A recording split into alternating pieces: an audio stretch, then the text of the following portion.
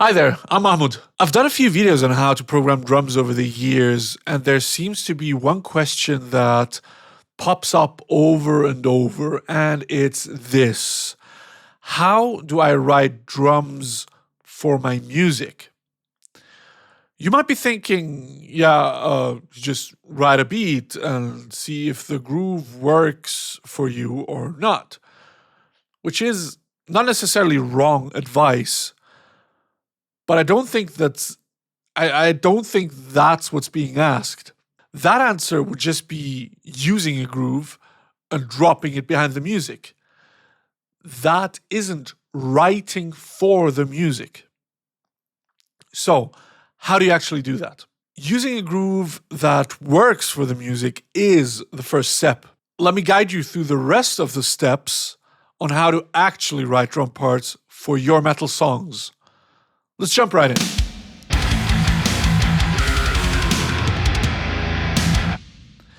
Now, I have prepared this Cubase session for you guys.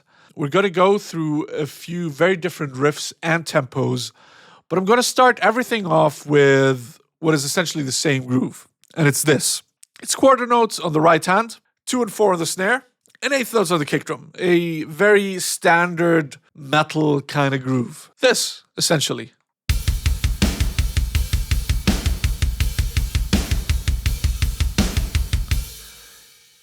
Depending on the actual tempo of the song, it might be on the 2 and the 4.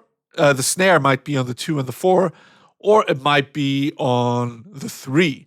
Let me show you how this actually looks visually, because Cubase is really good at that. Let me pull this over here. All right. This is what that groove looks like. Very, very simple. You can start off any song with this groove and it won't be offensive. It will work to some degree and you can get your ideas out. Like I said, eighth notes on the kick drum, 2 and 4 on the snare. In this case, it's 3 on the snare. However, the quarter notes on the hi-hat or on the right hand, whichever symbol you're using, that remains. Now, you'll notice that all of these riffs sound very different and all of them will be kind of fine with this drum writing approach. It's probably not great, but it works enough to just get the idea through. But writing for the riff is where your music begins to really shine. So let's do just that. By the way, if you're a beginner and you need a lesson on drum writing in general and how to program drums, please go check out my other videos on those topics. They're linked below. Also, don't forget to like this video, give me your thoughts in the comments, and if you want more, please subscribe. It's free and it helps me out a great deal. Let's jump in. We're going to use the right hand to accent the riff. What does the riff sound like? Now, I just quickly wrote this riff for this very specific example. Here's what this sounds like.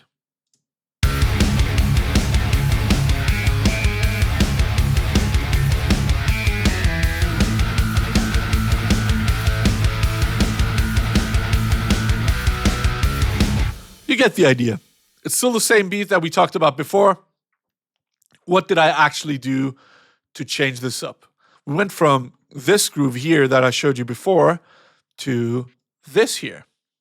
I changed up the kick pattern, I simplified it a bit, and I took what would be the right hand, and instead of playing just straight quarters, like 1, 2, 3, 4, 1, 2, I made it so it follows the riff, specifically the 16th notes on the upbeats, like the maiden thing.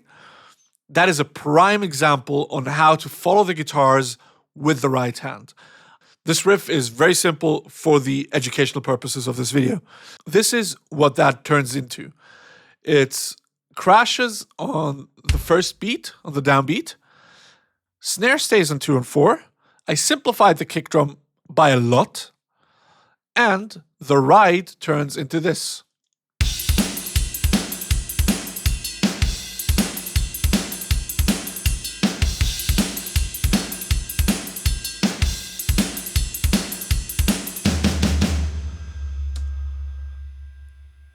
Here's the goal.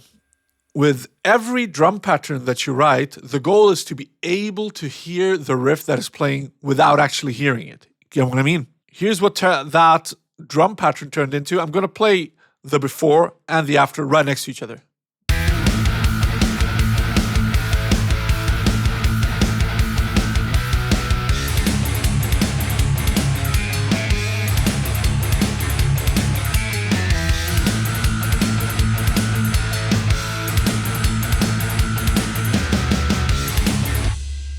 Doesn't that sound so much more exciting? That simple change. Less kick drums, more ride, follow the guitar. Incredible. Like what that makes, the difference that makes is ridiculous. We're going to take a look at what happens if you start using the kick drum to follow the guitars. This works incredibly well for very syncopated riffs, as well as choppy sounding riffs, but can work anywhere, really. So, this is what the song sounds like currently.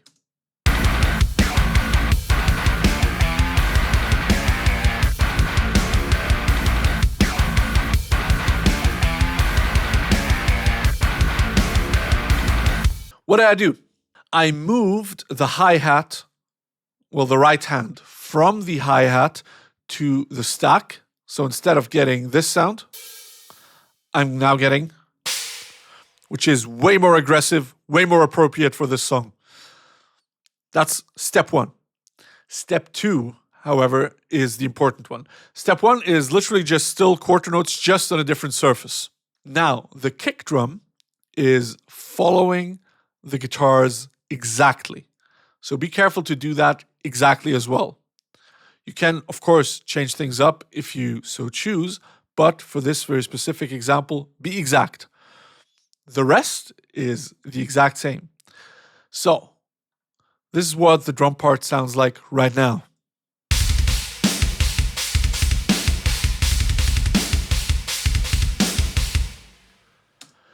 And what does that sound like with the music?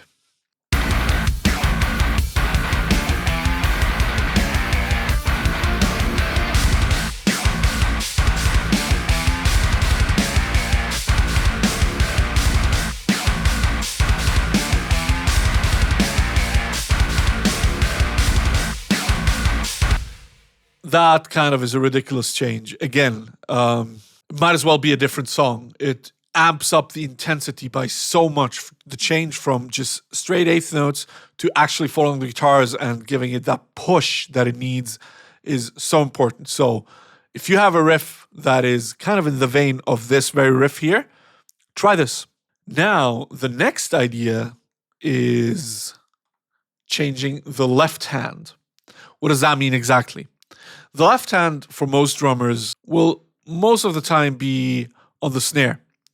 So what this means is we're taking the notes that would be played on the snare and we're accenting the riff with the snare itself. Instead of the kick drum or a cymbal, we're using the snare. The goal with this approach is to make the song a lot more aggressive and a lot more oppressive, for lack of better words. It just pushes the song in a very different way. Let's listen to the before.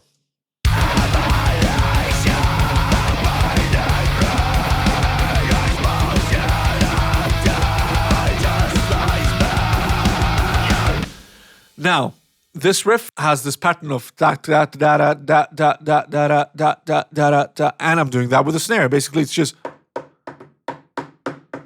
Let's take a look at the drum programming, exactly what I did.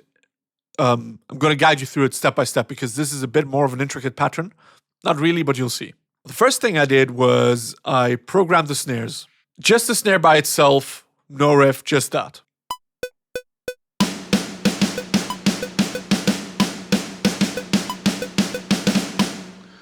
This is basically what the snare is doing. It's da da da da da da da da da. It's following the guitars. Second thing I did was adding the kick drum in between the snare hits.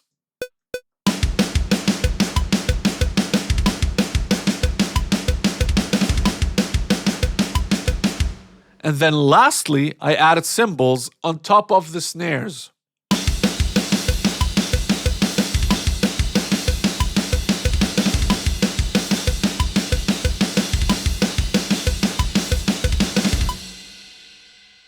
And here's the result.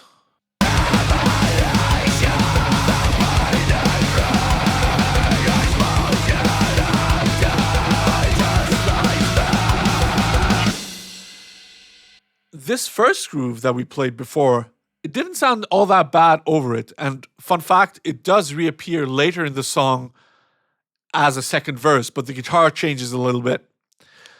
But here's the full part and how this drum part can evolve and how it evolves.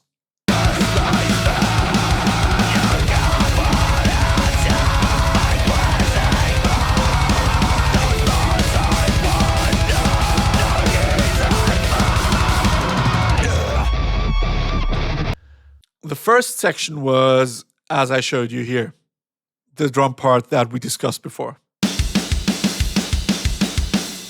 Then it changes to the following drum part. It goes to straight 16th notes on the kick drum, quarters on the snare, quarters on a cymbal. Sounds like this.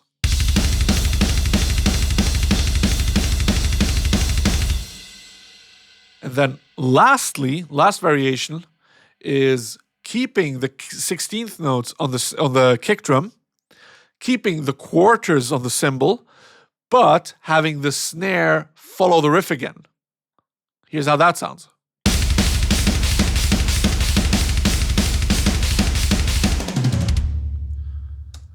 And you can do this with all of your songs to add variation to the drum parts. Riff idea number 4. I call this the drum riff. What I mean by that is, don't write a groove necessarily, but write a quote-unquote riff. When I think of a drum riff in my head, I think of drum parts that you hear by themselves and you know exactly which band that it is, which song that it is, maybe even which riff. And I find there's a few masters of that. And I'm not talking just like grooves, because I mean, a very recognizable groove would be something like One by Metallica, but I'm talking about more orchestrated parts. For example, Eyeless, the intro by Slipknot. George Jordison in general is incredible at that. There's another song by Slipknot, The Blister Exists, in the midsection with the snares, with the marching snares. You get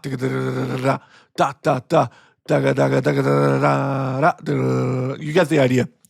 That's a drum riff to me because it's so recognizable that it can't be any other song other than that. And I'm not saying all of your drum parts have to be that level of recognizability or even uniqueness, but if you try and aspire to that, I'm sure you'll come up with something super unique. Let's check out the drum part that I wrote for this very section here. Here's the before.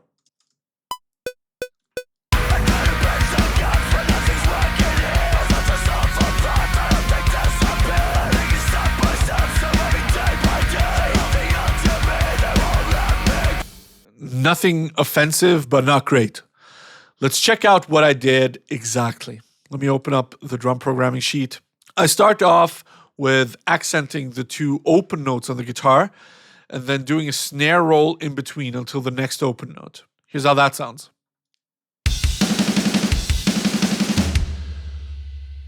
And then I go into this flam part between the snares and a floor tom, and they're playing quarters.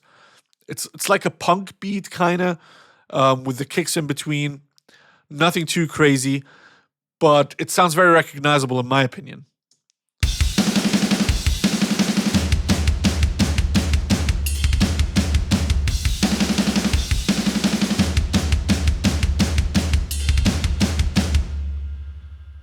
After this drum riff, it goes into a more regular groove. And let me show you the before and after right after each other.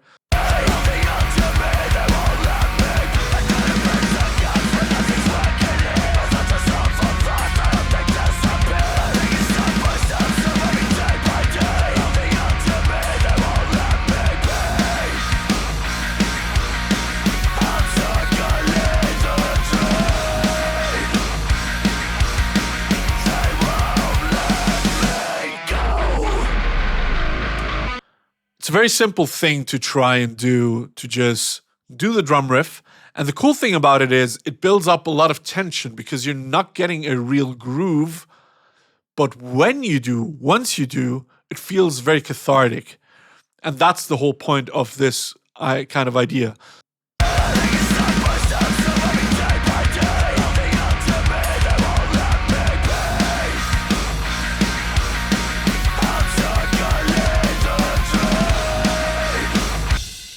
It immediately opens up the song in a way that it couldn't before because it was such a busy drum part. And that was the goal of it. The last approach that I want to show you is the opposite of this. Simplify. Take away as much of the drum as you can and let the part breathe.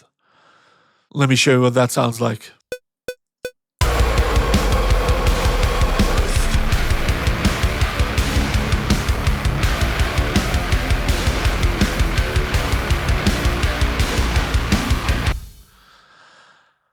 Not great so far. It's too busy for a riff that is as slow as this. Let's check out the riff by itself.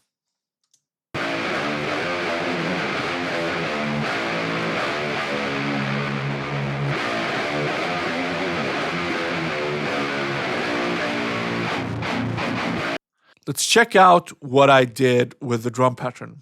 I took out almost all of the hits, basically. I slowed it down even further. So instead of like half time, it's a quarter time? I don't know. But basically, kicks on the one, snare on the one of the next bar, and half notes on the cymbals. Here's what that sounds like by itself.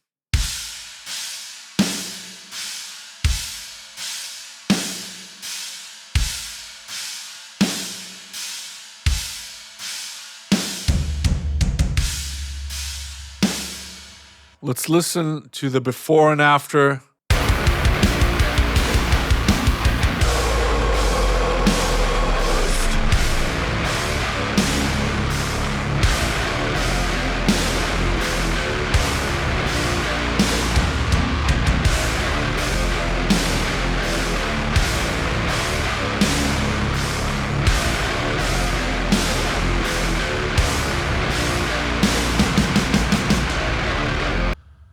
Maybe your riff needs less sometimes, and for that approach, I think your song will thank you.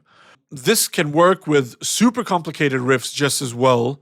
I encourage you to try that out. Sometimes that's the right thing to do. And that is it. If you have any questions about programming drums, please leave them down below in the questions, and I'll get back to you as soon as I can. Thank you so much for watching. I've been Mahmoud, and I will see you soon. Take care.